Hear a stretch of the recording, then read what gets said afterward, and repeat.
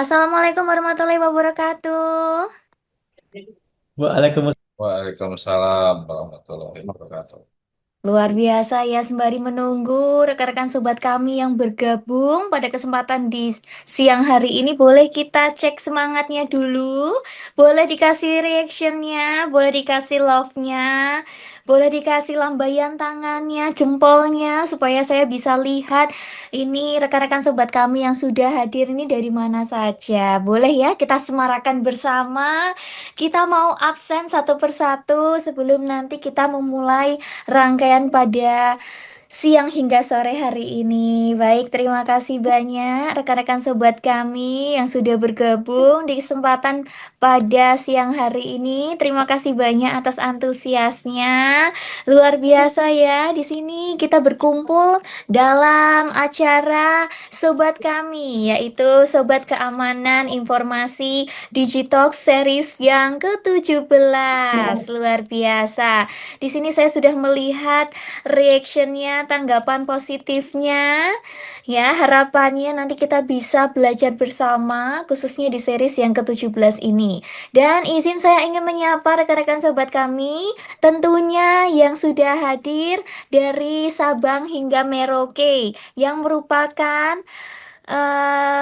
perwakilan dari pihak pelaku UMKM. Mungkin ini ada juga socio entrepreneur, komunitas kreatif, lembaga penyiaran lokal, mahasiswa mungkin, akademisi juga hadir di sini. Kemudian ada juga perwakilan dari kedinasan maupun masyarakat penggiat literasi. Boleh sekali lagi kita berikan reactionnya sembari menunggu rekan-rekan sobat kami hadir pada kesempatan di siang hari ini. Terima kasih Kak Riki, terima kasih Kak Fajar, dan lain sebagainya. Luar biasa nih saya lihat banyak ya yang hadir.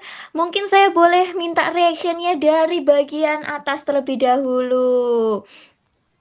Dari bagian atas terlebih dahulu ya. Sebelum itu saya mau menyapa dengan pantun. Jaga sembung makan bakmi. Hmm. Habis itu minum kelapa. Cakep. Cakep, Salam hangat untuk sobat kami. Boleh kita cakep. mulai dengan salam sapa. Luar biasa. Boleh kita menyapa dari rekan-rekan sobat kami di seluruh Indonesia pastinya. Dari area Sumatera terlebih dahulu. Boleh dikasih reactionnya, lambaian tangannya dari area Sumatera. Terima kasih banyak. Ini ada juga yang sudah bergabung. Kemudian kita turun ke bawah dulu. Di sentralnya, yaitu di bagian Jawa, mulai dari Jawa yang bagian barat hingga Jawa bagian timur, boleh dibantu reactionnya, atau yang di daerah Yogyakarta ini sudah bergabung, boleh dibantu reactionnya. Terima kasih banyak. Kita mau naik ke atas dulu, daerah Kalimantan. Ya, boleh Kalimantan, warga Kalimantan, boleh, atau warga IKN yang sudah bergabung. Terima kasih banyak. Kita geser sedikit ke arah Sulawesi. Boleh, rekan-rekan sobat kami dari wilayah Sulawesi yang sudah bergabung. Terima kasih banyak. Kita turun lagi ke Nusa Tenggara dan juga daerah Bali. Terima kasih banyak sudah bergabung. Kita geser sedikit ke arah Papua. Baik, terima kasih banyak rekan-rekan sobat kami. Antusiasnya sungguh luar biasa. Dan tidak lupa kita kedatangan tamu yang spesial tentunya pada kesempatan di pagi hingga siang hari ini. Maka dari itu izinkan kami menyapa kepada yang terhormat Kepala Komifosan Kota Yogyakarta, Bapak Ignatius Tri Hastono, atau yang kita kerap sapa yaitu Pak Kelik. Selamat siang Bapak. Selamat siang, Assalamualaikum. Salam sehat untuk semuanya. Luar biasa, matur nuwun sangat Pak Keli di sela Hmm, kesibukannya turut hadir mendampingi dan nantinya akan memberikan pengantar dan juga sambutan pada kesempatan di ya, saya gabung sore ini. dari jalan Trans Jawa ya, dari Jogja ke Oh, Jakarta sambil jalan ini. Oh, luar biasa. Semoga nanti dapat mengikuti acara dengan baik, sinyalnya juga lancar, nggih, Pak. Gede. Hati-hati di jalan juga, Bapak. Nggih, matur nuwun sangat Pak Geli. Kemudian kita akan menyapa terlebih dahulu ada tamu undangan yang luar biasa yang kali ini menjadi narasumber. Mari kita sambut dengan meriah. Ini perwakilan dari Komdiji yang menggantikan Bapak Gunawan, yaitu Bapak Dia Anugrah Febriansyah atau Bapak Odi selaku Ketua Tim Kerja Pengembangan Ekosistem Penyiaran. Boleh kita berikan tepuk tangan untuk Pak Odi. Selamat siang Pak Odi. Selamat siang, Mbak Aurelia, Pak Kadis, Pak Keli, dan teman-teman sekalian, pemirsa Digitalk. Salam sehat selalu.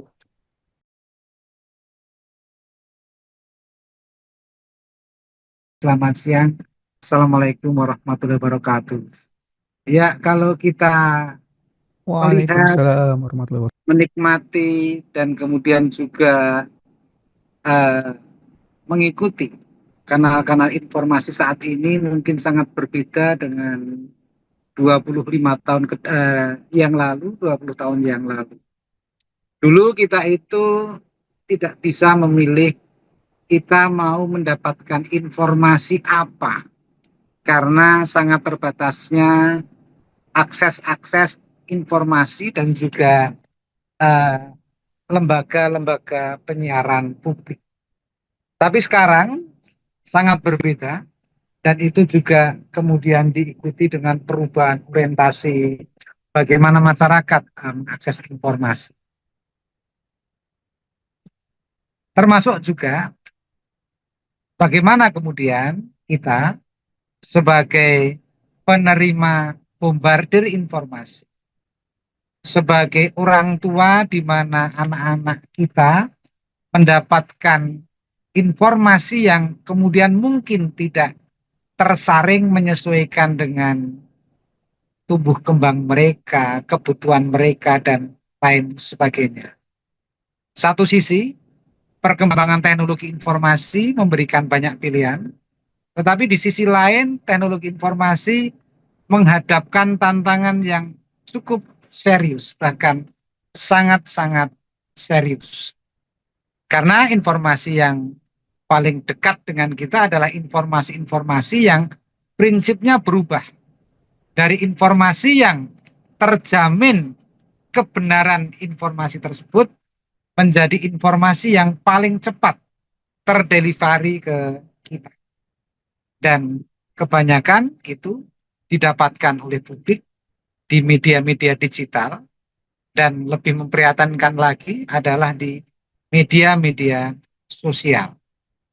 Sehingga kemudian tantangan kalau kita bicara media, baik itu media mainstream, televisi, radio, media cetak, dan lain sebagainya, bukan sekedar dari persinggungan antar pelaku, tetapi adalah perubahan perilaku, baik perilaku industri ataupun perilaku masyarakatnya sebagai penerima informasi. Itulah yang kemudian saya mengistilahkan harus saling menangkap, baik itu regulator, pemerintah, yang kedua adalah pelaku, yang ketiga adalah masyarakat itu sendiri. Terkait dengan kemudian bagaimana para pelaku industri-industri kreatif, baik itu yang bertumpu pada produk-produk barang, kalau kita bicara Jogja dan kota-kota kreatif pada umumnya adalah para pelaku UMKM begitu, bisa memanfaatkan perkembangan teknologi ini. Regulator, pemerintah kemudian bisa membaca saat cepat produk apa yang kemudian mendapatkan banyak peminat pasar dan dikirimkan ke pasar mana. Apabila pemerintah mau melihat data-data yang ada di perusahaan-perusahaan pengantar, perusahaan-perusahaan ekspedisi, perusahaan-perusahaan yang mengirimkan barang-barang tersebut. Nah, tentunya keterbukaan akan data ini menjadi penting.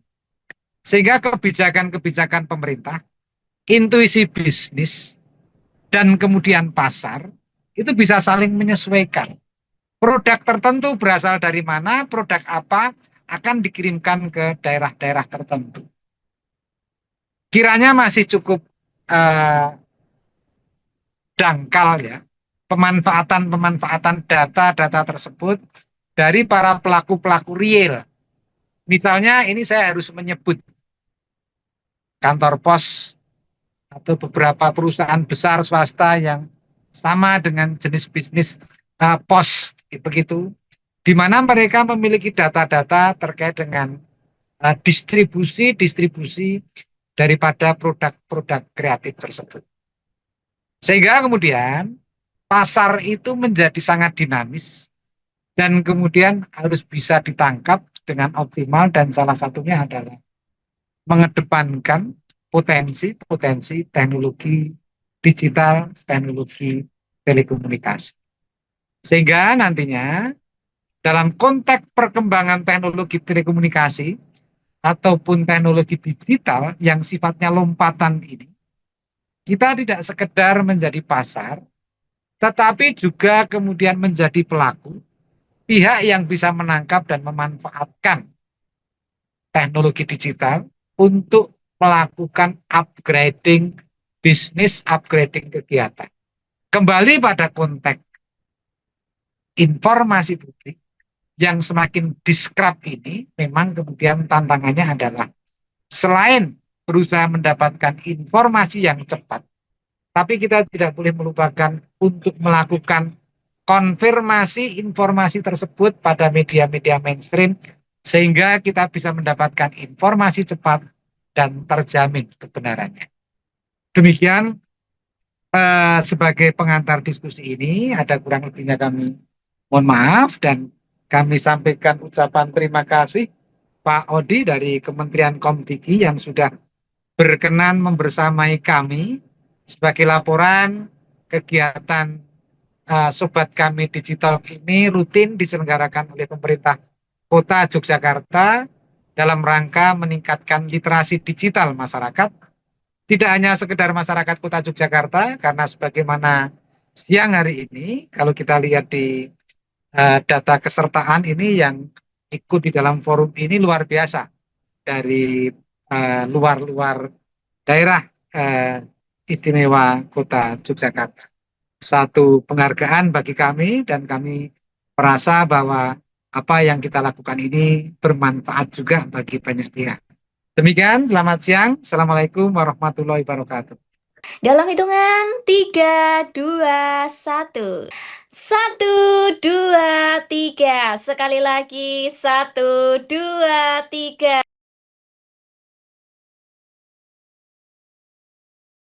Saya coba bawakan materi yang dititipkan dari Pak Direktur Pos dan Penyiaran, Pak Gunang Huta Galung, yang kebetulan sore ini ada kegiatan yang lain sehingga dimandatkan kepada saya.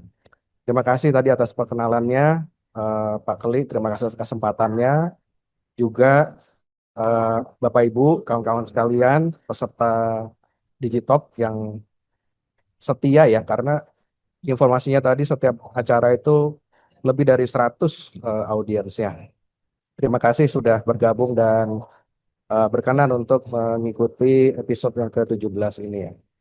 Baik, jadi tadi sudah disampaikan oleh Mbak Aurelia judulnya, temanya.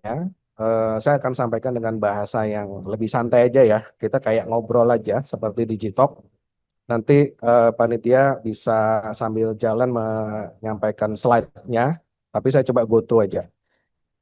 Jadi yang kita mau diskusikan hari ini itu adalah sesuatu yang memang sudah sering kita temui atau bahkan kita rasakan atau kita lihat hari-hari ya. Mungkin saking seringnya jadi nggak terlalu aware gitu ya, bahwa ini adalah sesuatu yang memang penting untuk kita perhatikan keberadaannya. Ini bisa slide berikutnya. Jadi kalau teman-teman sekalian lihat ya, bagaimana kita menonton televisi dan mendengarkan radio. Jadi Pak Keli tadi sudah sampaikan tuh ada istilahnya penyiaran tradisional atau ada bahasa lain namanya penyiaran linear, ya. Ada nama istilahnya penyiaran berbasis free to air. Nah, itu adalah model penyiaran, model penyelenggaraan penyiaran baik TV maupun radio yang hari-hari kita sudah nikmati, ya. Contoh misalnya menikmati siaran TVRI melalui antena Yagi, ya, antenanya Mandra nih biasanya iklannya begini. Di TV-TV yang dari mungkin ada yang masih merasakan TV-nya tabung, ya, yang ada kondeknya itu, atau sekarang TV-nya udah flat, udah digital. Nah, kemudian menikmati siarannya itu tidak pakai internet, tapi pakai antena dan kita tidak kena pulsa. Nah, itu namanya siaran secara linear. Itu eh, hanya bisa kita nikmati di perangkat penerima yang memang sudah menggunakan set-top box. Karena hari ini penyiaran televisi itu sudah bermigrasi ke namanya ASO atau ke digital, analog switch off. Itu di tahun 2022, periode 2023 sampai dengan hari ini dan ke depan. Jadi kalau teman-teman ingat Piala Dunia 4 tahun yang lalu, itu adalah momen di mana ASO itu pertama kali digaungkan. Jadi kalau nggak pakai set-top box atau bukan digital tuner TV-nya, dia nggak bisa terima siaran televisi linear. Nah, kemudian ada yang namanya penyiaran televisi non-linear. Apa itu non-linear? Non-linear itu artinya program dan programmingnya itu disediakan, kemudian pemirsa atau pengguna atau subscriber itu bisa memilih dia mau nonton apa. Nah, ini yang biasanya kita sebut dengan yang namanya aplikasi digital. Jadi ciri-cirinya itu diakses bisa melalui televisi yang sudah smart TV, bisa diakses melalui laptop, handphone, tablet, dan lain sebagainya. Dia menggunakan kuota internet. Nah, dua cara ini adalah satu hal yang sudah menjadi lumrah. Saya yakin Bapak dan Ibu atau rekan-rekan sekalian, yang namanya TV di rumah itu tidak lagi menjadi satu hal yang wajib ditonton atau dinyalakan setiap malamnya, tetapi kita bergantung pada informasi yang bisa kita akses melalui handphone atau handheldnya yang kita miliki masing-masing. Ya. Jadi TV itu bisa diakses melalui antena Yagi tadi, bisa lewat parabola, kemudian yang basis aplikasi non-linear itu bisa kita lihat sebagai contohnya adalah bagaimana menikmati informasi melalui platform YouTube, ya, menikmati hiburan film melalui platform Netflix, dan lain sebagainya. Perubahan ini bukan hanya tren aja gitu ya, tapi kita lihat ini adalah transformasi yang besar, yang masif. Dan pemerintah melalui Komdik itu sedang kita berusaha untuk menyiapkan bagaimana menghadapi perubahan yang masif ini, transformasi yang besar ini, baik itu hal-hal yang positif maupun hal yang negatif. Jadi kalau kami melihat bahwa yang namanya siaran TV konvensional atau siaran TV linear itu tidak akan hilang. Meskipun banyak model aplikasi yang hari ini bisa Bapak Ibu dan teman-teman nikmati.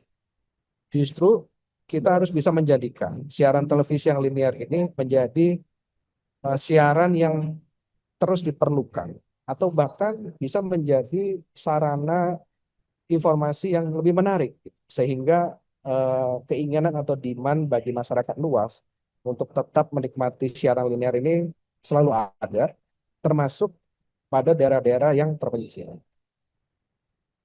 Jadi jangan khawatir, di tengah digitalisasi ini hal-hal yang berkaitan dengan televisi atau radio linear itu tetap menjadi prioritas pemerintah untuk tetap diselenggarakan.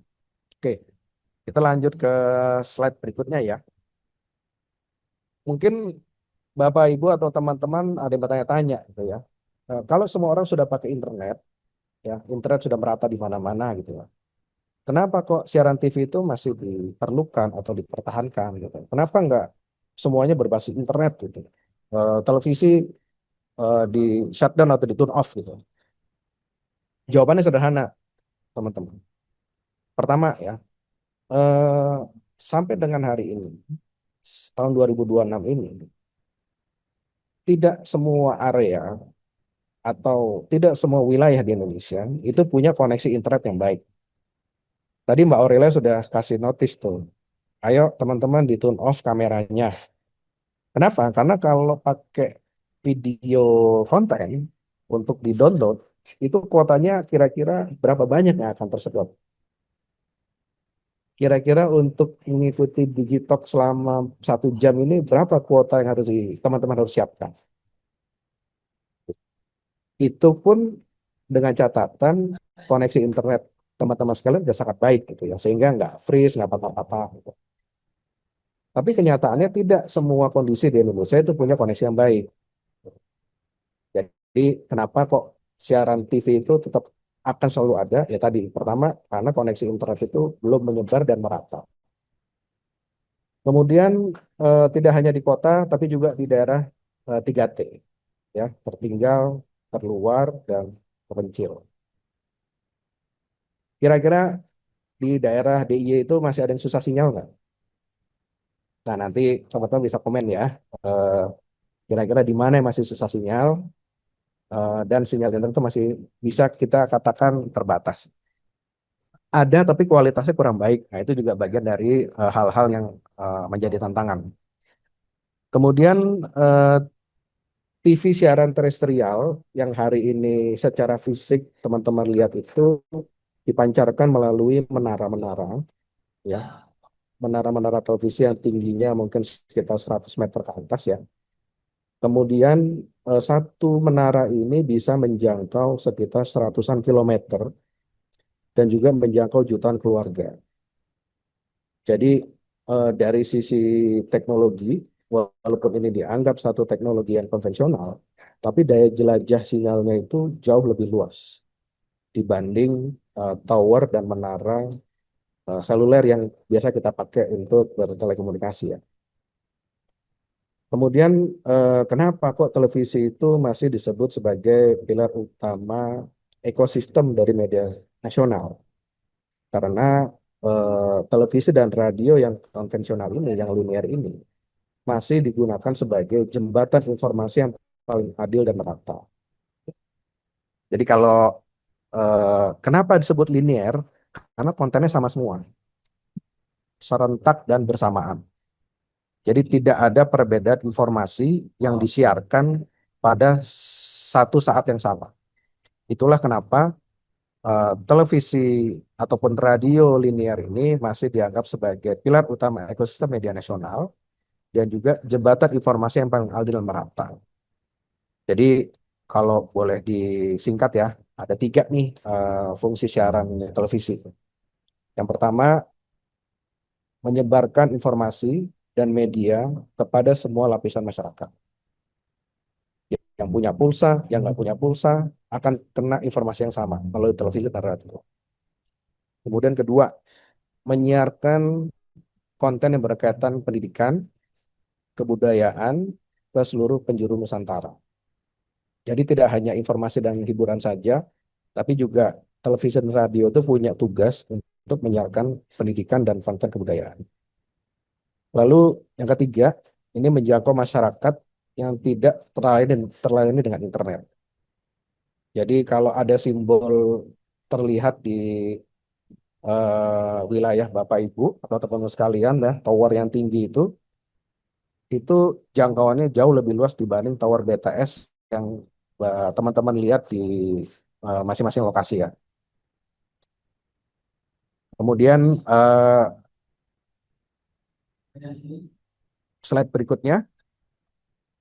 Nah, sekarang kita masuk kepada pembicaraan bagaimana menjawab tantangan ya televisi atau radio yang tadi sifatnya penyiaran linear itu dibandingkan dengan perkembangan penyiaran secara digital. Jadi kita bisa ke slide berikutnya ya. Jadi ada istilah ya, namanya teknologi penyiaran hibrida. Jadi kalau hibrida itu terminologi untuk penggabungan antara dua teknologi. Nah, dalam hal ini siaran hibrida itu adalah perpaduan antara siaran televisi biasa dengan layanan internet. Jadi dengan satu layar televisi yang dengan spesifikasi tertentu ya, itu kita bisa menonton siaran televisi linear seperti halnya biasanya ya. Kemudian secara bersamaan kita juga punya fitur untuk bisa melakukan melihat kembali tayangan yang sudah lewat. Jadi kayak di rewind gitu ya. Kemudian kita juga bisa mengakses aplikasi.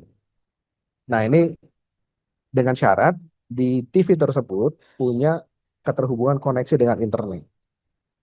Lalu bahkan kita juga bisa berinteraksi langsung untuk mengikuti seperti kuis, ya, vote ataupun belanja.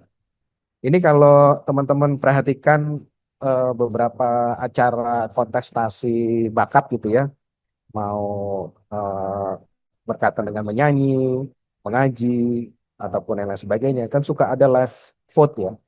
Live vote itu kan saat ini dibuat melalui skema yang terpisah, melalui SMS ataupun aplikasi tersendiri yang kita akses melalui handphone. Nah, ke depan kalau layanan hibrida ini sudah bisa diimplementasikan di Indonesia, ya, maka yang namanya live vote itu bisa melalui remote TV teman-teman sekalian. Jadi kalau teman-teman sekalian memperhatikan remote TV yang ada di rumah ataupun di kantor ya, itu ada tombol selain angka dan menu televisi, ada yang berwarna merah, hijau, kuning, ya. Itu adalah tombol-tombol yang sebenarnya bisa difungsikan untuk kita mengakses fitur tertentu. Nah, nantinya ke depan teknologi hibrida ini itu memungkinkan tombol-tombol itu nanti difungsikan dengan berbagai fitur yang tadi sudah saya sampaikan. Jadi kenapa ini penting? Sebenarnya teknologi hibrida ini bukan sesuatu yang teknologi baru ya. Namun di negara asalnya di Eropa, ini sudah menjadi satu fitur layanan yang major kurang lebih hampir 10 tahun yang lalu. Nah, karena ASO atau Analog Switch Off di Indonesia itu baru terjadi tahun 2022, tahun 2023, maka eh, sebagai bagian dari teknologi penyiaran yang linear, pemerintah saat ini sedang melihat kemungkinan apakah penerapan teknologi hibrida ini bisa dilakukan di Indonesia. Jadi tidak hanya kesiapan dari penyelenggara penyiarannya saja, tapi pemerintah harus bisa memastikan kesiapan dari receivernya. Bentuknya apa? Televisi. Televisi dengan spesifikasi tertentu agar layanan hibrida ini bisa dinikmati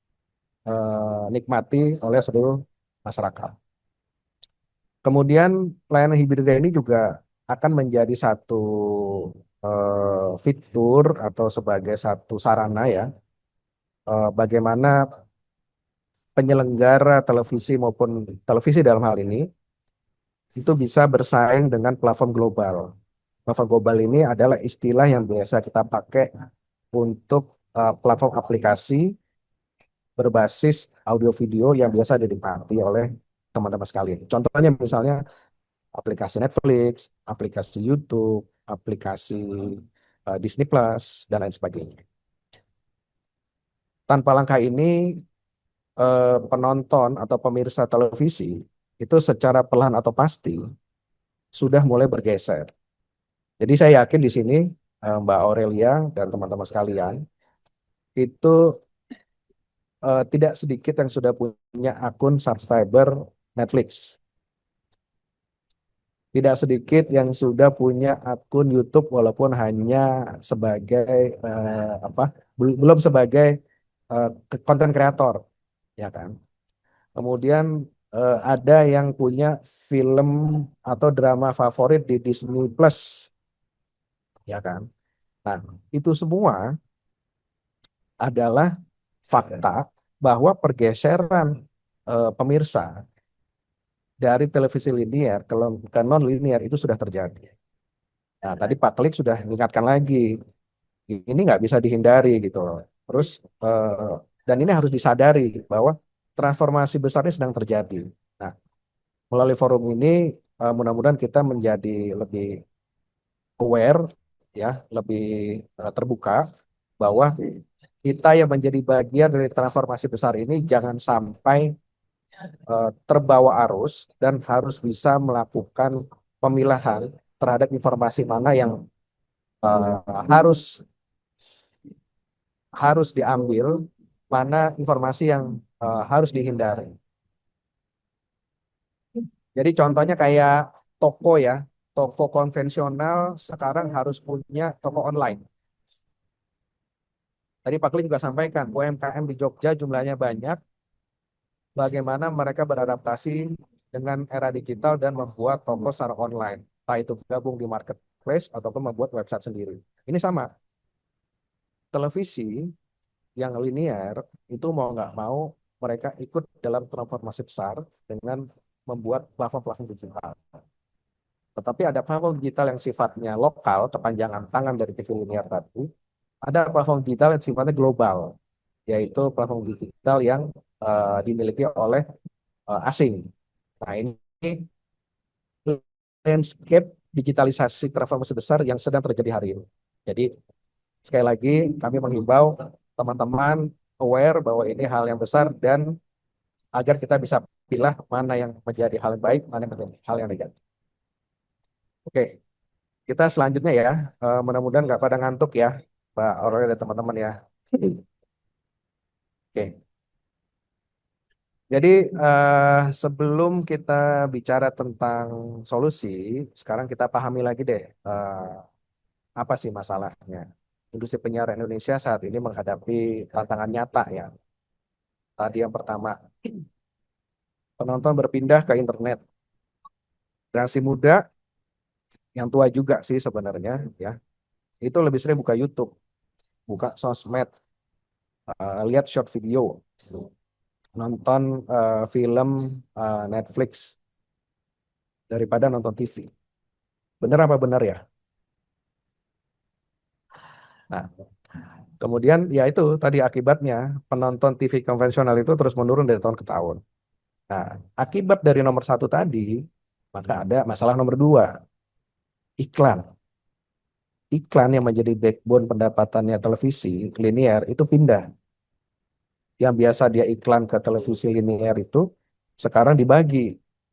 TV linear tetap, radio linear tetap, tapi dia bagi porsinya untuk beriklan ke digital. Nanti kalau teman-teman perhatiin tuh variasi iklan di YouTube itu udah makin banyak. Dulu yang nggak ada di TV ada di YouTube. Sekarang ada di TV ada di YouTube. Kenapa?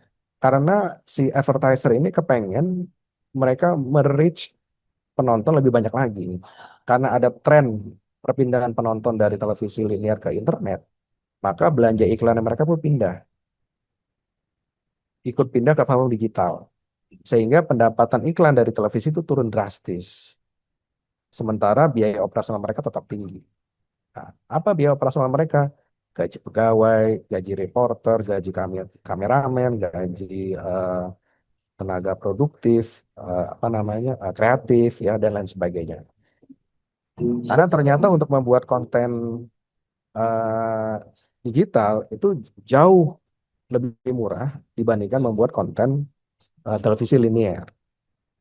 Kemudian yang ketiga, saat ini kita harus akui bahwa belum ada aturan yang setara antara penyelenggara TV linear dengan platform digital. Jadi kalau stasiun TV tradisional atau linear itu diatur dalam undang-undang, ya, banyak sekali aturan yang harus diikuti dari sensor, kemudian batas durasi iklan, jenis iklan, dan lain sebagainya. Sedangkan platform digital ya saat ini tidak terkena aturan-aturan yang sama dengan aturan televisi linear. Jadi kalau kenapa kok banyak peminatan dari masyarakat untuk melihat konten di digital platform? Karena satu, nggak kena sensor dari sisi audio dan video. Mereka hanya menerapkan kebijakan platform mereka sendiri terhadap kondisi di Indonesia. Kemudian slot iklan. Kalau di televisi itu ada batasan. Maksimum iklan itu boleh diambil 20% dari total durasi satu hari. Sedangkan di platform digital, pembatasan itu tidak ada. Gitu. Dan lain sebagainya. Sehingga terdapat aturan tidak setara dalam penyajian konten. Kemudian yang keempat, konten lokal ini dianggap masih belum menjadi tuan rumah di negerinya sendiri. Tapi lambat laun film dan serial buatan Indonesia ini mulai dinikmati ya. Padahal potensi-potensi udah sangat kelihatan, talenta lokal sangat luar biasa. Contohnya Netflix itu sudah mulai menampilkan karya-karya dari kreator-kreator lokal. Baik, jadi pertanyaan dasarnya nih, apakah TV akan mati? Jawabannya enggak. Justru kita harus bersama-sama menyelamatkan dan mentransformasi televisi linear ini menjadi sarana pilar utama dalam penyampaian informasi secara nasional. Oke, kita lanjut ke slide berikutnya. Kemudian dengan adanya ide penerapan siaran hibridnya tadi, itu tidak hanya mempertahankan TV, linear, dan radio, tapi juga akan membuka model bisnis baru dan menambahkan revenue baru yang belum pernah ada sebelumnya di televisi linear. Jadi yang pertama adalah kita bisa menerapkan iklan interaktif. Jadi penonton itu akan bisa langsung klik iklan yang muncul di layar TV-nya sebagai pop-up. Kemudian dengan mengklik satu tombol tertentu, maka bisa terhubung langsung kepada penjual melalui internet. Sehingga pengiklan pun merasa bahwa ini satu hal yang tepat sasaran. Contoh misalnya begini. Ini kan lagi ramai Piala Dunia ya. Misalnya di siaran Piala Dunia itu ada iklan jualan kostum bola klub tertentu gitu lah. Nah, atau jualan sepatu merek tertentu. Jadi di tengah-tengah siaran bola itu ada pop-up muncul di bagian bawah layar. Siaran bola tetap live. Kemudian dengan menekan tombol hijau misalnya itu untuk bagi pemirsa yang pengen tahu tentang produk kostum bola. Itu bisa diklik, nanti di layar yang sama itu akan keluar informasi siapa menjual di mana. Atau informasi harga misalnya. Kemudian ada menu tombol warna merah itu untuk diklik menjual misalnya sepatu bola. Sudah lain sebagainya. Nah, ini bisa memberikan sarana baru buat advertiser untuk beriklan. Jadi setiap episode siaran televisi yang tayang di ratusan juta pemirsa ya secara serentak, iklan itu bisa muncul dan bisa sangat spesifik. Ya, coba dibandingkan dengan kalau tayangan iklan di dalam subscribernya akun YouTube tertentu lah. Ya. Katakanlah akun YouTube tertentu punya subscriber 20 juta. Itu kan sudah subscriber yang cukup tinggi ya. Jadi kalau suatu produk iklan muncul di akun dengan subscriber 20 juta, di saat tertentu itulah dilihat oleh 20 juta. Maksimal 20 juta. Tapi kalau dia muncul di iklan televisi melalui metode tadi yang interaktif, televisi itu sudah menjangkau 230 juta jiwa penduduk Indonesia.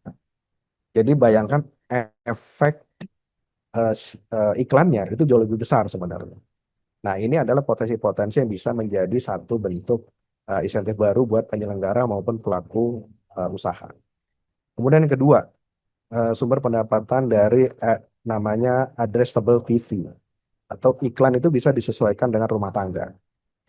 Misalnya ada keluarga, ini kalau nanti postur satu data Indonesia sudah berjalan dengan baik, integrasi sudah berjalin, maka kita akan tahu jumlah keluarga, siapa yang punya anak usia berapa, itu di mana saja, sehingga kebutuhan anak di usia tertentu itu bisa menjadi addressable advertiser.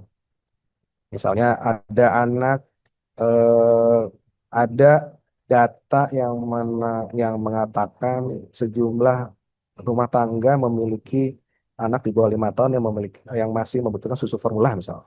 Maka produsen susu formula itu bisa menempatkan iklannya di addressable televisi tersebut. Jadi seperti kita FYP ya. Jadi kalau kita sering buka konten tertentu, itu secara nggak sadar algoritma itu dipakai buat platform digital untuk menaruh iklan. Misalnya nih saya suka searching tentang jamu gitu ya. Maka secara nggak sadar FYP saya itu berkaitan dengan jamu gitu. Nah ini sama nih, addressable TV itu nanti akan mengarah ke sana. Kemudian yang ketiga, broadcast video on demand. Ini seperti sistem replay ya. Jadi penonton itu bisa nonton ulang tayangan favoritnya kapan saja. Stasiun TV itu bisa saja menjual tayangan ulang ini sebagai bentuk akses yang berbayar.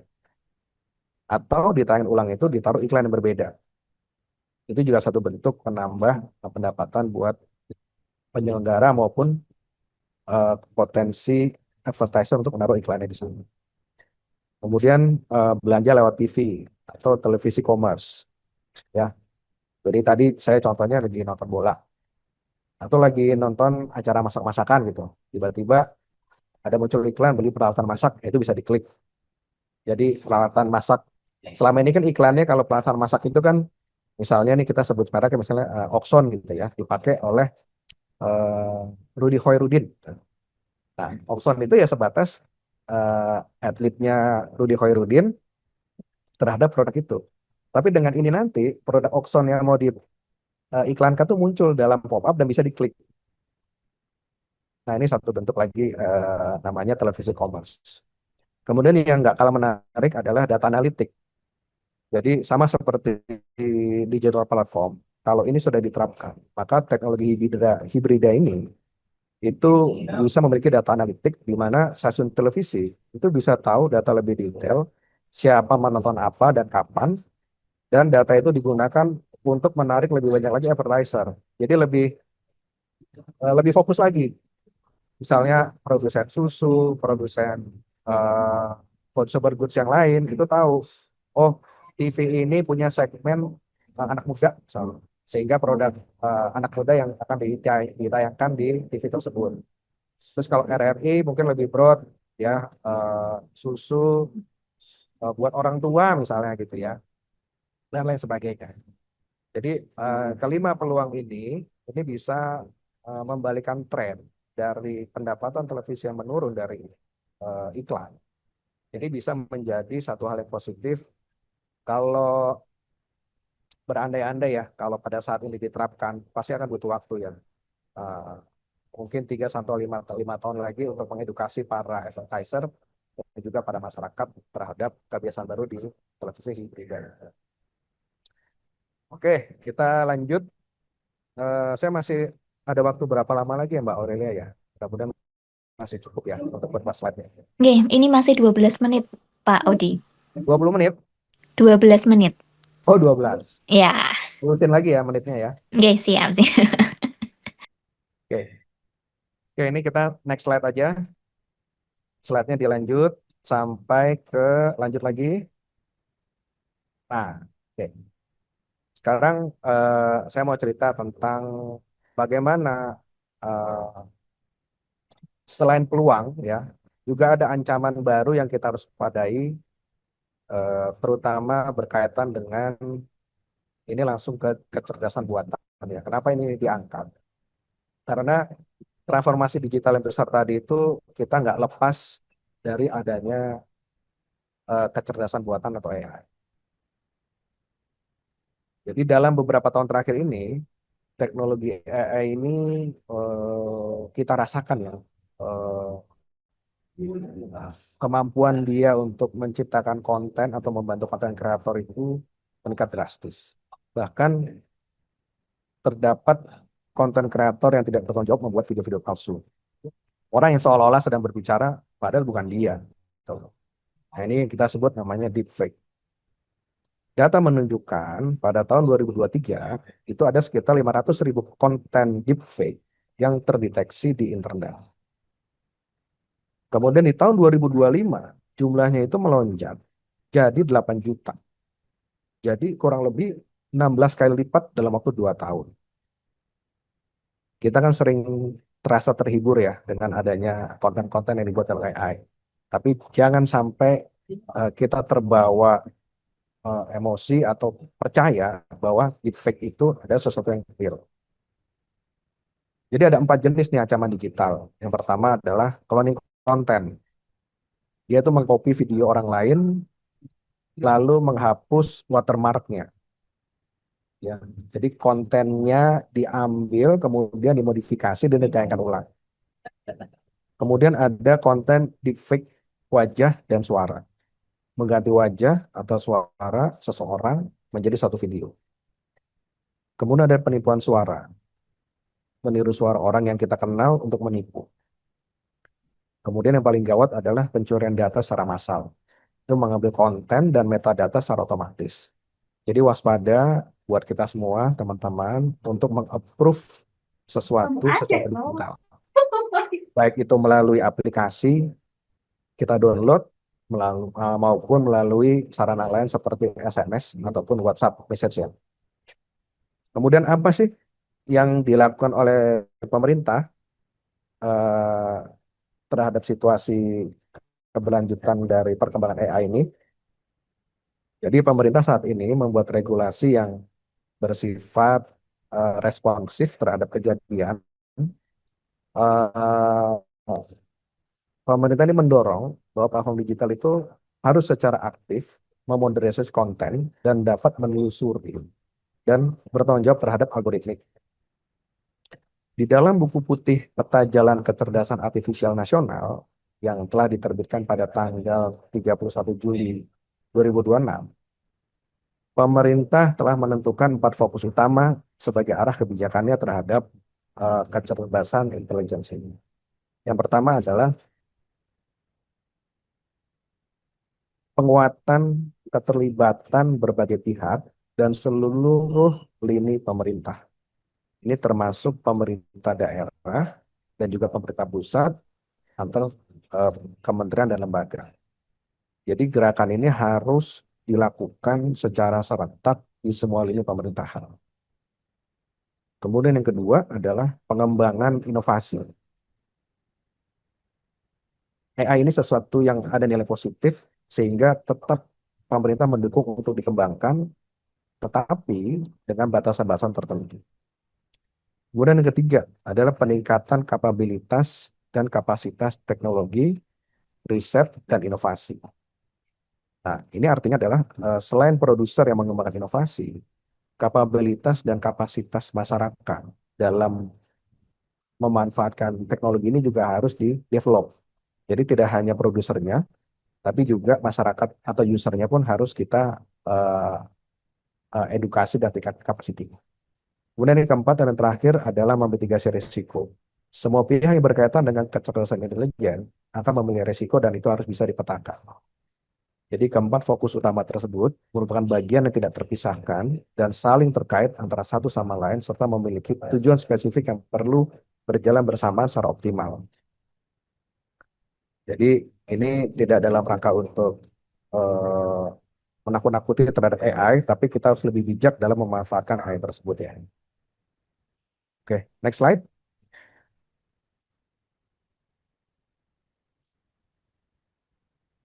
Jadi terhadap semua langkah yang dibicarakan tadi, ya transisi transformasi besar digital ini ada beberapa landasan hukum yang sudah sangat kuat untuk melindungi masyarakat sebagai user maupun pemerintah sebagai regulator.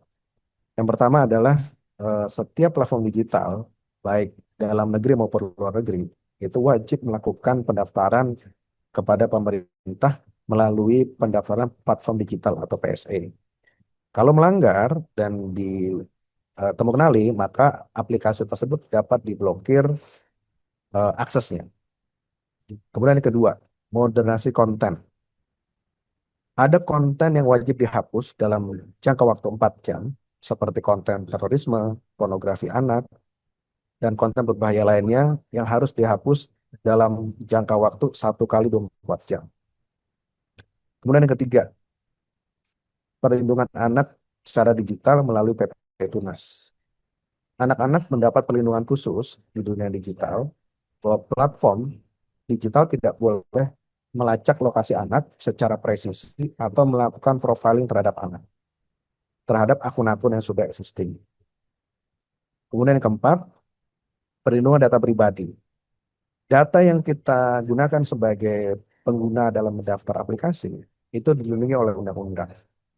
Kita berhak tahu data apa aja yang dikumpulkan dan juga bisa meminta untuk dihapus dan bisa menarik persetujuan itu kapan saja. Jadi di dalam undang-undang ITE dan undang-undang PDP, teman-teman nanti bisa melihat lebih dalam lagi apa yang menjadi aturan berkaitan dengan dua hal tersebut. Kemudian slide berikutnya, slide terakhir.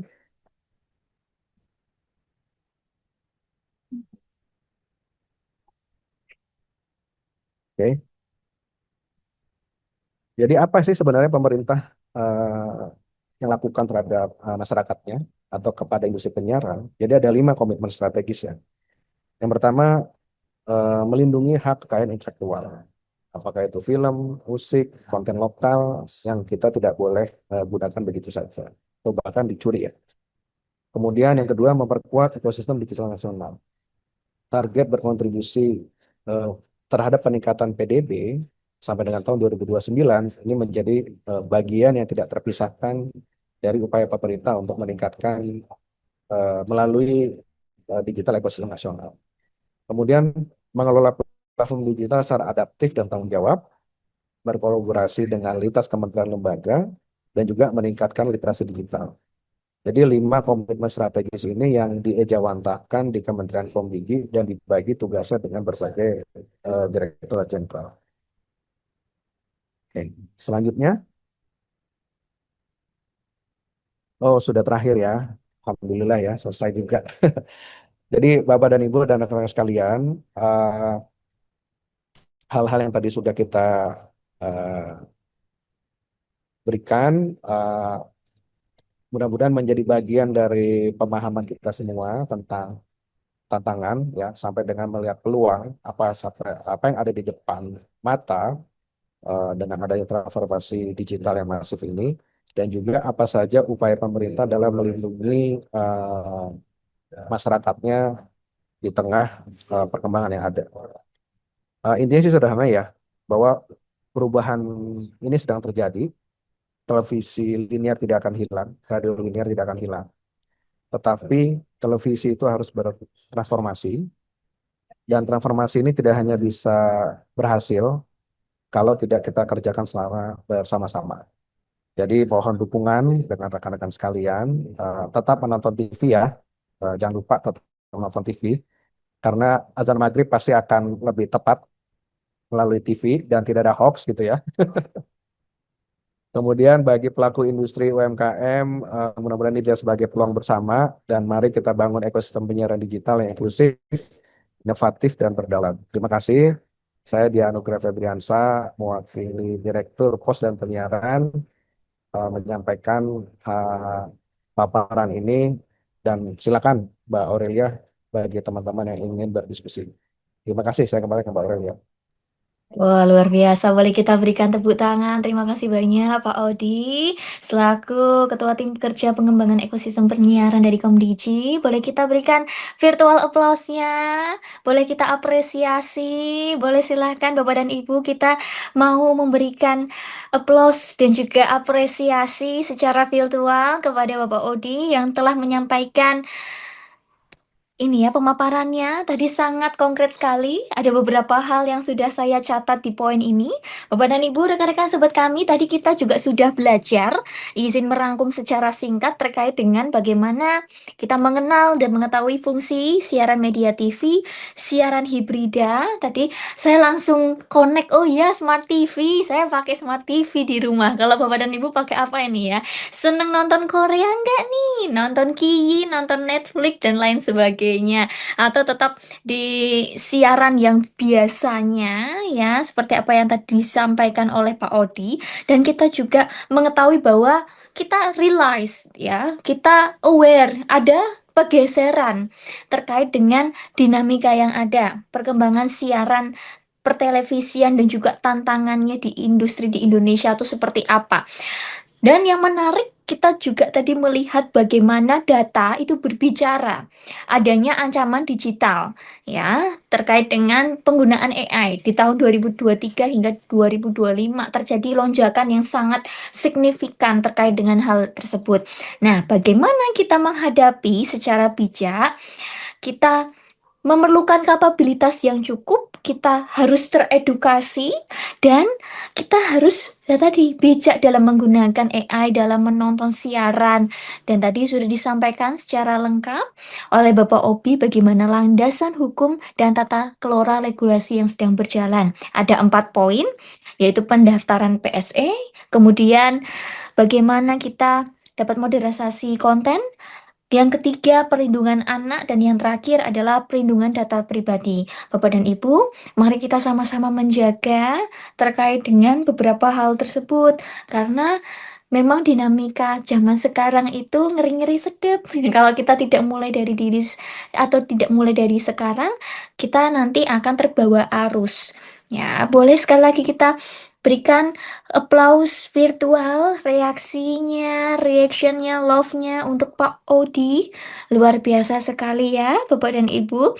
Tak terasa 45 menit sudah tersampaikan dengan brief ya, dan juga dengan tajam tadi beberapa materinya. Harapannya Bapak dan Ibu tadi sudah mencatat beberapa hal, terutama yang nantinya bisa menjadikan arahan Bapak dan Ibu ketika nanti untuk keluarganya, informasi untuk keluarga, untuk rekan-rekan terdekat, orang-orang tercinta, dan lain sebagainya. Baik, sebelum kita masuk ke sesi diskusi, Bapak dan Ibu, rekan-rekan sobat kami masih menunggu beberapa pertanyaan yang nantinya boleh disampaikan lewat via kolom chat sembari menunggu.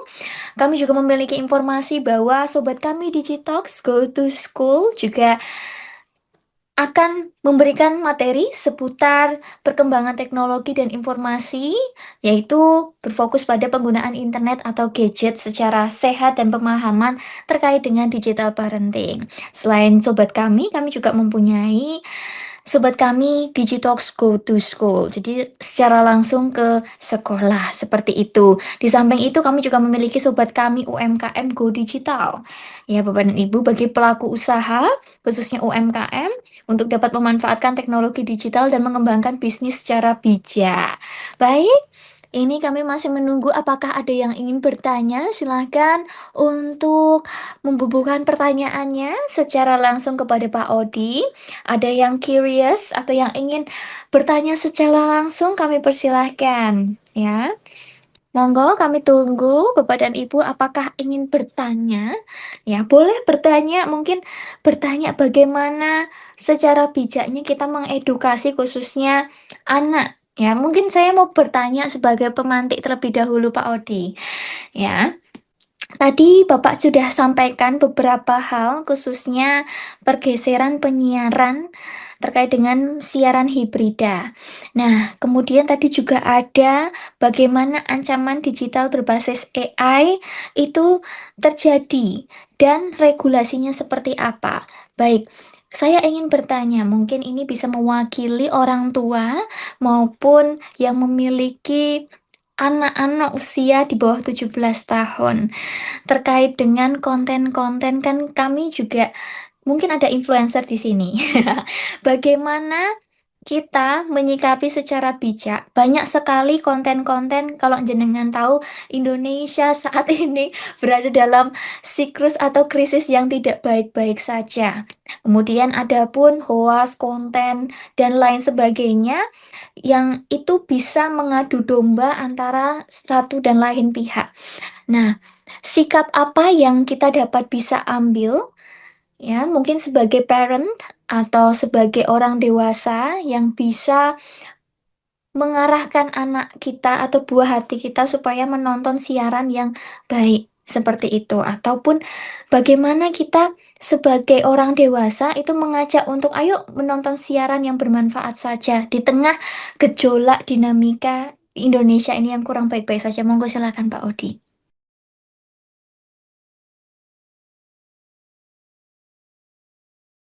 Terima kasih atas pertanyaan pemantik ya Mbak Aurelia. Jadi ini memang satu hal yang klasik ya. Bagaimana kita bisa membatasi keluarga kita, khususnya tadi anak yang eh, belum bisa mengolah informasi secara baik. Kalau berdasarkan ini, kalau saya boleh jawab berdasarkan kisah pribadi ya, karena ini nanti dihubungkan dengan parenting tadi ya. Jadi memang pembatasan terhadap akses ke gadget bagi anak-anak itu sangat penting. Kalau hari ini kita banyak melihat eh, orang tua tuh rela memberikan akses gadget kepada anaknya supaya anaknya nggak rewel gitu ya. Entah lagi makan, entah lagi habis mandi misalnya. Nah ini satu hal yang memang harus dikendalikan dan dikontrol oleh kita sendiri. Karena tadi yang diceritakan dalam slide bahwa pembatasan terhadap konten, kalau konten yang diproduksi oleh TV linear itu di bawah ketentuan-ketentuan yang sangat ketat.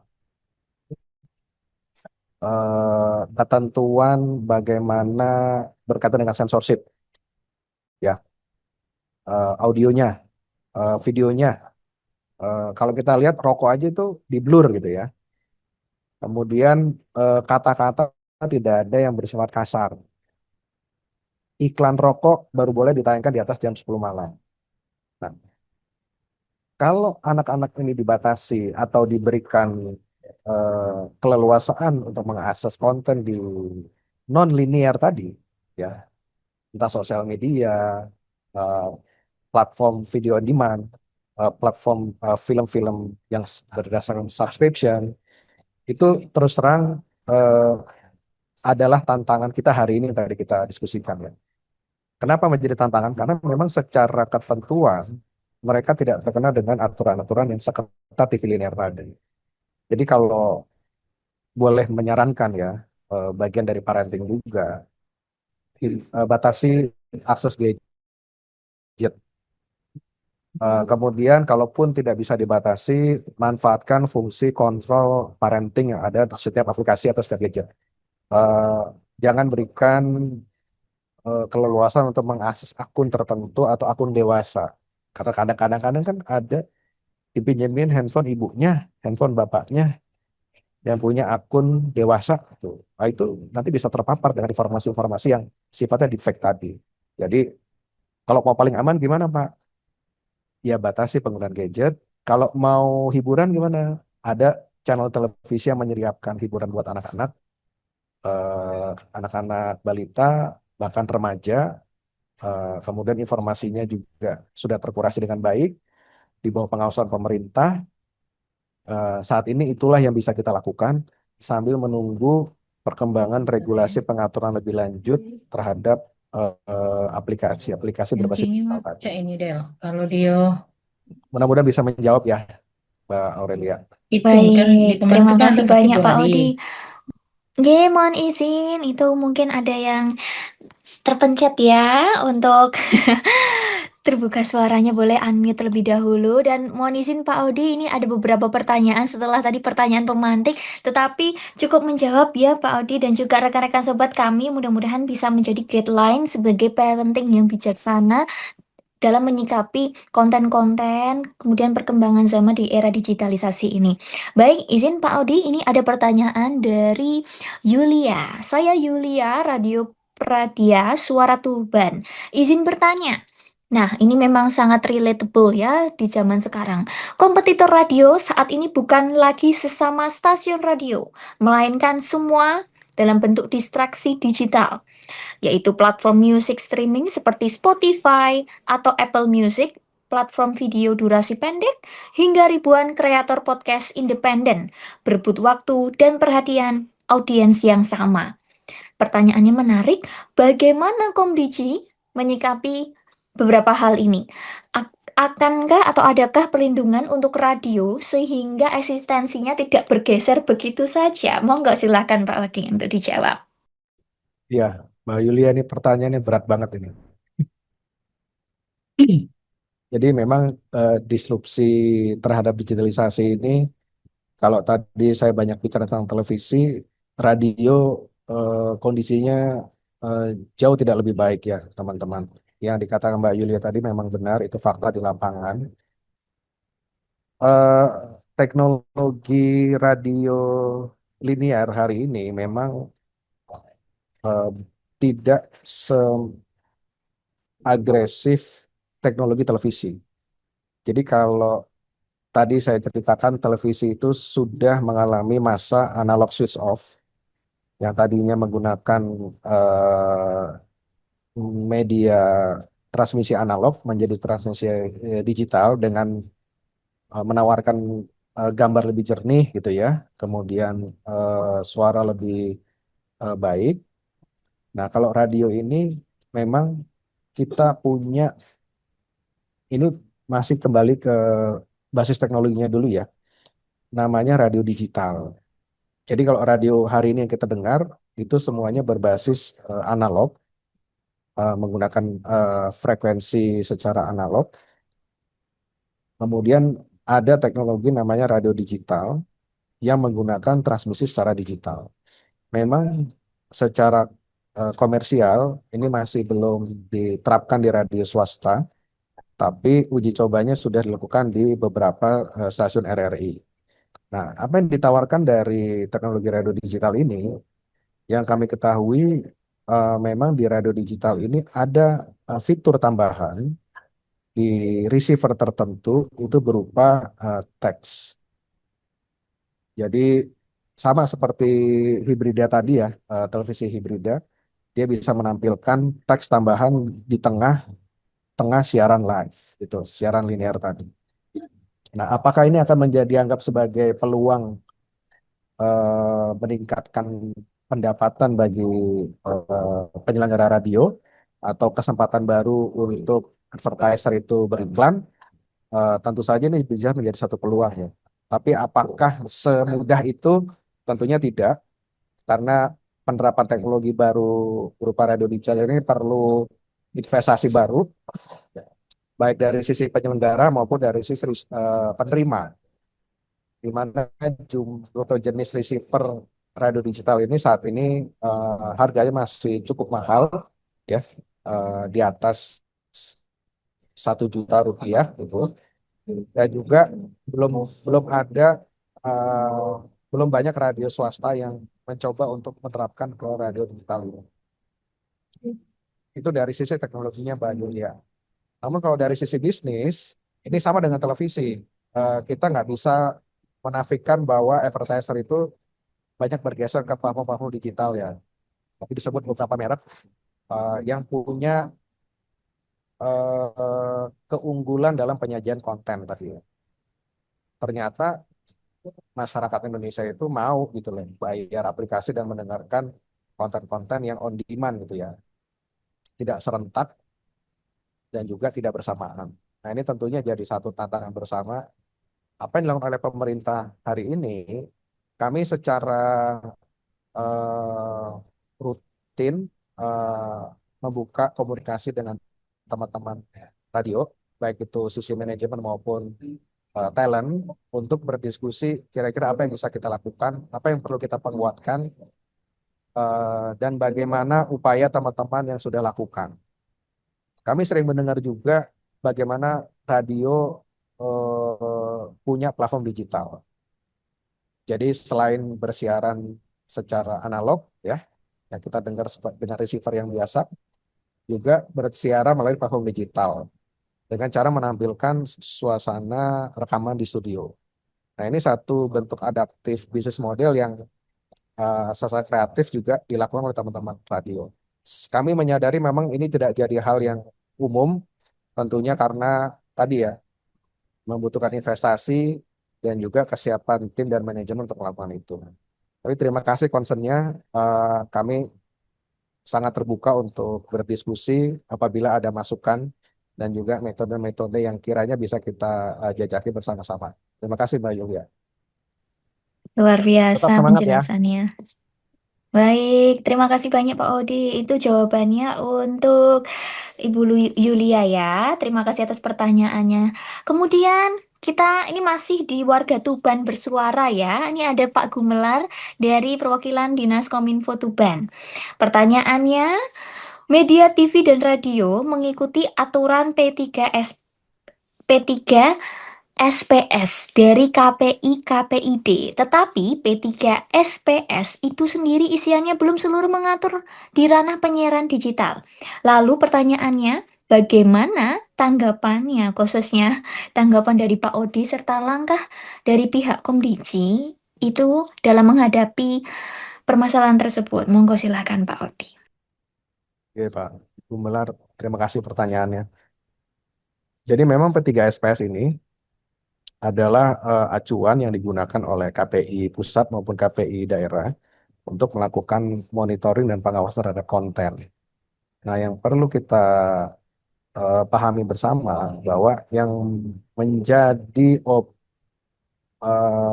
subjek menerapkan P3SPS ini adalah televisi linear dan radio linear. Sedangkan platform digital yang tadi kita bahas, platform global, OTT, VOD, itu tidak menjadi kewajiban mereka untuk mentaati P3SPS. Yang tadi censorship itu konten digital tidak kena ranah itu gitu. Sehingga memang ini jadi diskusi kami dengan rekan-rekan di KPI bahwa bagaimana nanti apabila gitu ya, regulasi yang setara antara media linear dengan non-linear itu terjadi, dan bagaimana siapa yang akan mengawasi hal tersebut. Karena akan lebih banyak lagi entitas-entitas digital yang akan diawasi dengan cara dan metode yang berbeda gitu. Jadi memang hari ini mereka platform digital itu tidak menjadi objek dari aturan P3SPS. Itu makanya mereka cukup bebas menyediakan atau menyajikan konten-konten ya, berbicara yang menggunakan kalimat yang tidak kena sensor, ya kan, bahasa yang sangat apa namanya, beberapa konten mungkin tidak patut untuk didengar oleh anak di bawah umur gitu. Kemudian konten video yang harusnya kalau masuk televisi itu pasti kena sensor karena televisi itu yang dilihat tadi akan apa namanya, punya kewajiban mengikuti aturan P3SPS tadi. Jadi pada saatnya nanti kalau memang terdapat aturan yang sama antara TV linear dan non-linear itu terhadap aturan censorship, maka itulah baru diberlakukan standar yang sama dan juga pengawasannya Pak Gumelar. Jadi hari ini memang kami pun di pemerintah pusat atau di KPI pusat, teman-teman di sana itu tidak bisa berbuat apa-apa untuk mengambil tindakan kecuali tadi ya berkaitan dengan pornografi, terorisme yang harus di take down dalam kurun waktu durasi tertentu. Baik itu hasil pengamatan sistem monitoring maupun sistem pengaduan dari masyarakat. Jadi masyarakat, jadi untuk konten digital ini basisnya pengaduan dan juga monitoring terhadap konten-konten SARA tadi, Mbak Gumelar. Mudah-mudahan bisa memberikan pencerahan ya dan menjawab pertanyaan. Terima kasih. Baik, luar biasa. Harapannya sudah dapat menjawab ya Pak Gumelar. Kemudian mohon izin Pak Odi, ini ada yang bertanya, Pak Adi dari BKP SDM. Monggo silahkan Pak Adi, pertanyaannya. Assalamualaikum warahmatullahi wabarakatuh. Waalaikumsalam warahmatullahi Pak. wabarakatuh. Matur nuwun sudah diberikan kesempatan Mbak Aurel. Mohon izin Pak, Oke, silakan Pak. ini mungkin out of context sedikit. Jadi persaingan teknologi dengan digital, khususnya radio dan televisi, eh, memang sangat sulit ya.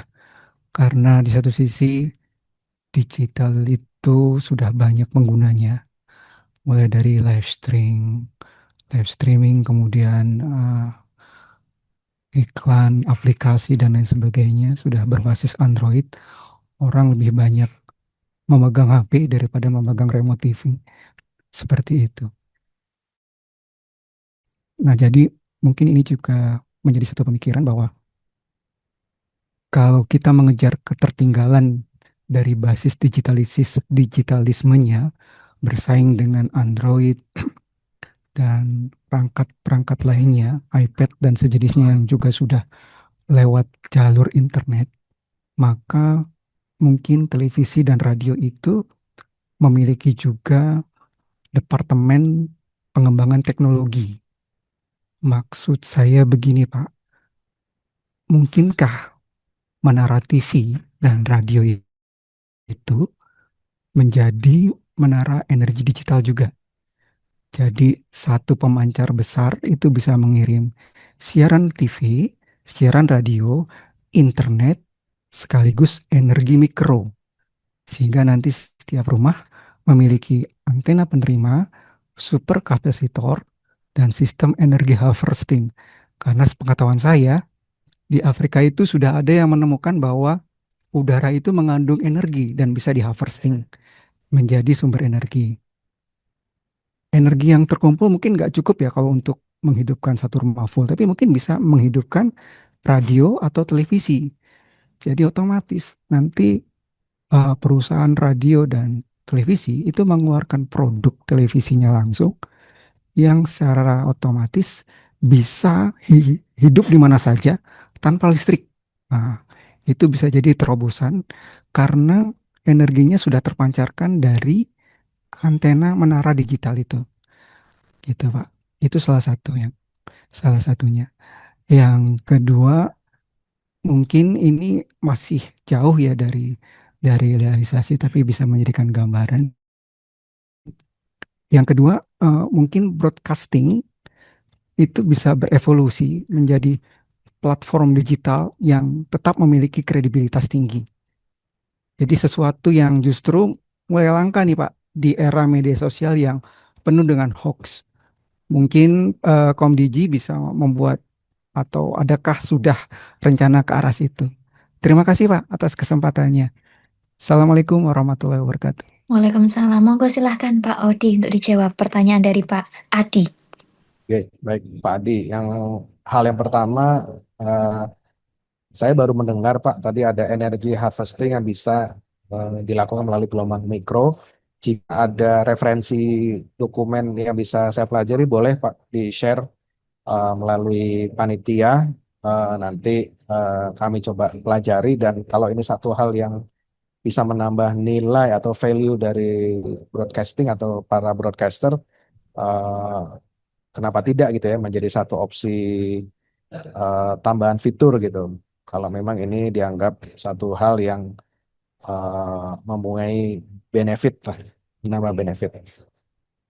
Kemudian yang kedua tadi, apa Mbak Aurelia ininya, inti pertanyaannya, boleh saya dibantu untuk remind? Oke. Tanggapan dari Komdigi terkait dengan persoalan tersebut itu seperti apa, Pak? Apakah ada bantuan tertentu untuk menanggapi permasalahan yang tadi sudah di... Berkaitan dengan digitalisasi, sebenarnya setiap broadcaster itu, terutama grup-grup besar ya, mereka punya ekstensif channel digital atau channel aplikasi secara digital untuk menyalurkan konten mereka. Contoh misalnya broadcaster MNC itu punya aplikasi namanya Vision Plus. Oke.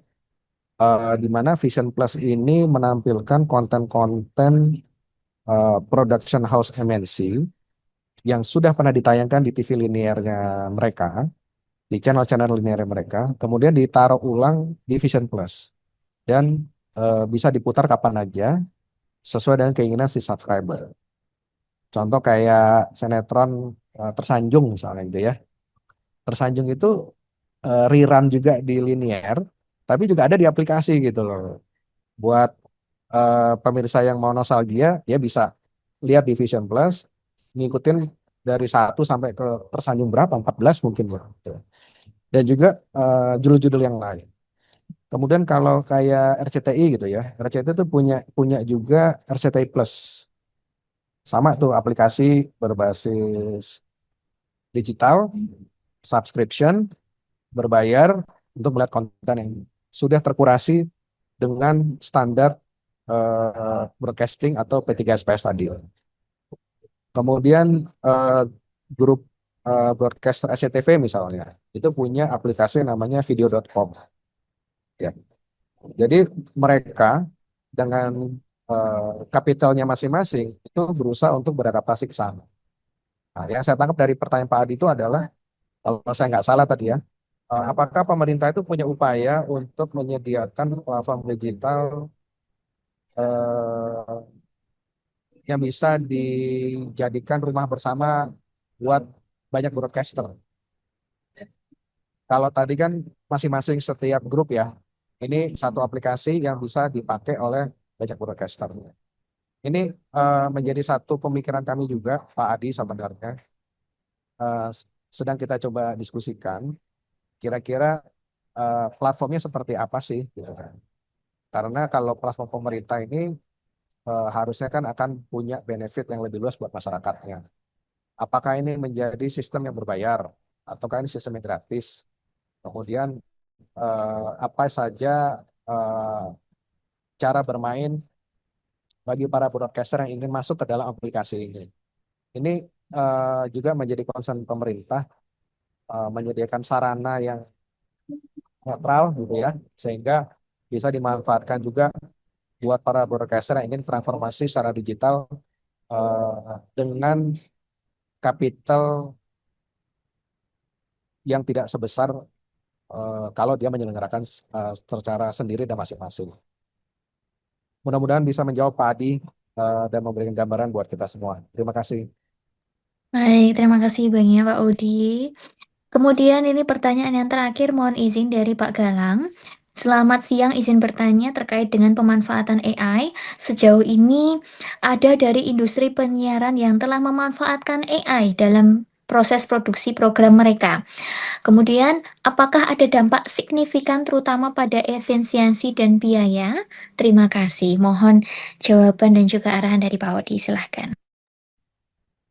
Iya, memang penggunaan AI ini berdasarkan penuturan dari teman-teman pengguna sendiri ya, bahwa ini bisa memangkas biaya produksi. Bagaimana menciptakan satu konten, katakanlah microdrama gitu ya. Microdrama yang durasinya nggak lebih dari 2 menit gitu ya, itu diciptakan dengan AI gitu. AI ini hanya membutuhkan perangkat komputer dan juga orang yang atau beberapa orang yang memiliki kemampuan prompting yang baik. Mereka tidak perlu sekolah broadcaster ya sebagai broadcasting. Mereka tidak perlu punya keahlian dalam memegang kamera yang mahal advance itu untuk penyiaran ya. Dan juga mereka tidak perlu kontrak dengan talent gitu. Jadi karakter itu bisa diciptakan secara virtual melalui AI. Nah, biaya-biaya operasional yang timbul biasanya dalam menciptakan suatu konten, ini bisa dieliminasi secara mayor dengan menggunakan AI tadi. Jadi secara singkat, ya penggunaan AI itu bisa memangkas biaya produksi. Tapi tentunya tadi ada cost lain yang timbul dalam menyiapkan konten yang baik untuk AI. Jadi eh, jika talenta-talenta Indonesia nanti ini ke depannya ingin memanfaatkan AI untuk memproduksi konten yang positif, kenapa tidak gitu ya? Harusnya banyak konten positif dan berbiaya murah itu bisa diproduksi dan juga bisa dimanfaatkan untuk penyebaran informasi yang baik. Demikian tanggapannya. Terima kasih. Baik, boleh kita berikan tepuk tangan yang meriah untuk Pak Audi selaku Ketua Tim Kerja Pengembangan Ekosistem Penyiaran dari Komdiji. Boleh sekali lagi, boleh kita berikan reaction, applause virtual, dan juga reaksi yang positif sebagai bentuk apresiasi kepada narasumber kita pada kesempatan di siang hingga sore hari ini. Luar biasa ya semangatnya dari rekan-rekan sobat kami. Dan mohon izin, terkait dengan waktu, kita langsung beralih ke sesi tanya jawab secara langsung. Satu buah pertanyaan ini akan secara langsung ditanyakan dari narasumber kepada audiens. Jadi Bapak Ibu, rekan-rekan sobat kami boleh siapkan ya koneksinya, jangan sampai nanti telat menjawab karena kami hanya berikan satu buah kesempatan pertanyaan bagi nanti yang berhasil menjawab, hanya satu kesempatan. Baik, mungkin Pak Audi ini sedang berpikir terkait dengan pertanyaannya. Sembari itu boleh disilakan, nanti regulasinya adalah bagi yang tahu silahkan raise hand. Nanti saya dan juga teman-teman rekan dari tim sobat kami akan menseleksi. Kemudian apabila koneksinya baik, boleh silakan untuk on cam. Serta silakan menjawab pertanyaannya. Baik, Pak Audi sudah siap? Monggo silakan untuk pertanyaannya. Ya, baik, Mbak Aurelia. Eh, saya ambil pertanyaan dari substansi yang tadi disampaikan ya. Nanti silakan Mbak Aurelia bisa menilai siapa yang paling cepat. Oke, pertanyaannya adalah ya, tanggal berapa buku putih kebijakan artificial intelligence itu diterbitkan oleh pemerintah? Tadi saya sempat sebut tuh tanggal, bulan, dan tahunnya. Baik. Jadi pertanyaannya adalah tanggal berapa buku putih kebijakan terkait AI diterbitkan oleh pemerintah? Tadi sudah disebutkan lengkap tanggal, bulan, tahunnya. Ya, Betul. ini ada yang sedang berdiskusi, saya lihat. Ada yang sedang mencari jawabannya. Ya, itu Wah, pertanyaannya Mbak Aurelia. Tapi nanti di kesempatan ini saya pengen share juga buku mm-mm, putihnya. Silakan dibaca, dijadikan mm-mm. pedoman untuk teman-teman sobat Digitalk semua ya. Ya. Eh, Semoga menjadi manfaat. Baik, izin Pak Odi, ini tadi ada yang raise hand pertama kali yaitu Bapak Adi dari BKPSDM. Monggo silakan Pak Adi. Oh, sebentar. Ada yang Halo, menjawab. ya ya, Boleh silakan. itu sudah ada, yaitu tanggal Agustus 25 Agustus 2025. Oke, baik. Ini juga ada subjek penetapan juga sudah menjawab secara langsung via chat. Baik, terima kasih Aku banyak udah nanti. menjawab kan? Ya, Ya ya, baik. monggo Nanti monggo. kami akan proses ya. Terima kasih banyak. Nice. Kami apresiasi untuk Pak Adi dan juga dari wah ini ada juga ini subdit penetapan dan juga Ibu Yesi Ari Sandi. Bagaimana Pak Odi ini yang menang siapa Pak Odi? Iya, eh, yang menang siapa ya? Kalau tanggalnya Mm-mm. masih belum tepat. Oh belum tepat. Ya, Berarti oh, belum ada pemenangnya ya, nggih? Oh baik. Ini boleh kami silahkan untuk 0527 DP 3AP 2KB. Monggo silakan. Oh ya, siap. 23 Agustus 2025.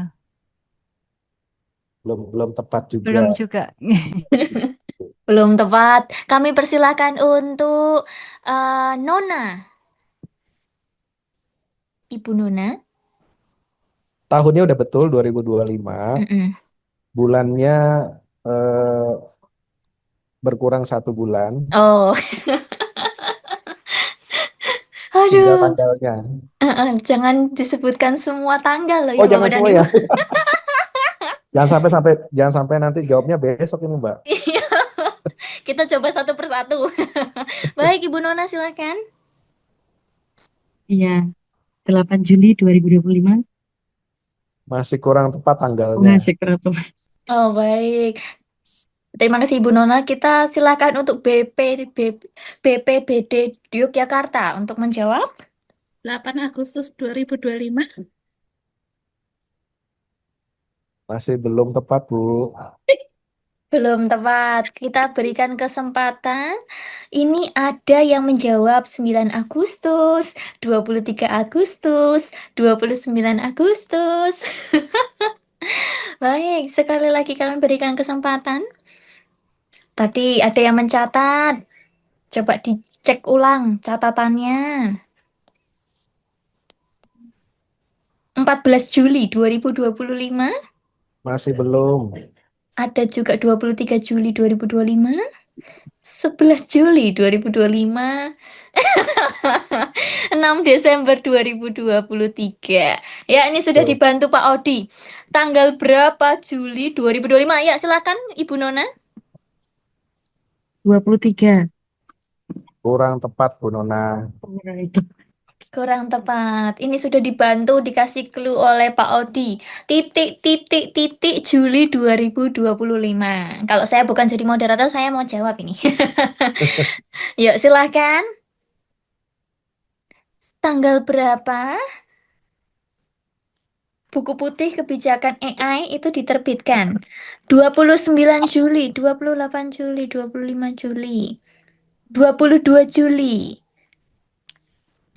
Ayo, tanggal berapa buku putih kebijakan Ya, AI? Pak Gumelar. Yes. Aditya, cocok jawabannya. Yes, Dari betul. Tuban, Diskominfo. Wah, luar biasa. Finally kita juga sudah menemukan pemenangnya. Pak Gumelar udah download Betul. belum? Yes. 31 Juli. Sudah tanya ya? Oh, udah tanya AI. Ini tanya Dola apa tanya mana, Pak? Ya, jadi buku putih itu diterbitkan oleh Bu Menteri Komdigi tanggal 31 Juli 2025. Betul. Oke, Wah, selamat Pak Gumelar. selamat Pak Gumelar. Akhirnya ada yang bisa menjawab ya Pak Odi ya. Tadi mau saya jawab tapi Pak Gumelar berhasil. Ini kita kayak tebak tebak apa ya? Tebak buah manggis ini kita coba-coba satu-satu. Baik, luar biasa. Terima kasih banyak untuk dari sobat kami. Mohon izin ini masih ada yang belum unmute. Ya, baik, terima kasih. Boleh kita berikan tepuk tangan sekali lagi. Luar biasa, ini sudah ada beberapa pemenang. Mohon izin saya umumkan, tetapi boleh dibantu cakepnya terlebih dahulu. Libur panjang bersama keluarga. Cakep. Cakep. Pergi liburan ke Jepang, foto di Gunung Fuji. Cakep. Cakep. Sobat kami, sudah siap nggak? Izinkan saya umumkan pemenang hari ini. Luar biasa. Untuk penanya terbaik, kami ucapkan selamat kepada Ibu Yulia. Dan untuk penjawab terbaik, the one and only, sudah dijawab oleh Pak Gumelar. Boleh kita berikan tepuk tangannya sekali lagi. Terima kasih kepada antusiasnya. Antusias dari sobat kami yang luar Terima biasa ya. kasih. Akhirnya kita sudah menemukan pemenang di kesempatan siang hingga sore hari ini khususnya, dan kami ingin mengucapkan terima kasih banyak kepada narasumber Bapak Dia Anugrah Febriansyah atau Pak Odi. Matur nuwun sangat Bapak sudah rawuh di Sobat Kami Digital Series yang ke-17. Semoga Bapak dan Ibu rekan-rekan Sobat Kami bisa memperoleh sisi positif, menambah pengetahuan dan juga insight serta knowledge-nya. Harapannya bisa mengambil sisi positifnya dan dapat diimplementasikan di dalam kehidupan sehari-hari. Semoga kebersamaan pada sore hari ini dapat memberikan kebermanfaatan untuk kita semua. Mohon maaf apabila saya selaku MC dan juga moderator ada pun salah kata maupun ucapan selama menemani rekan-rekan sobat kami di siang hingga sore hari ini. Nanti pemenang monggo silahkan untuk menghubungi tim dari sobat kami untuk bisa mengklaim hadiahnya. Baik, itu saja. Semoga kita dapat bertemu di lain kesempatan dengan topik-topik ataupun tema yang menarik di kesempatan berikutnya. Wassalamualaikum warahmatullahi wabarakatuh. Salam sejahtera dan selamat sore semuanya. Selamat melanjutkan aktivitasnya.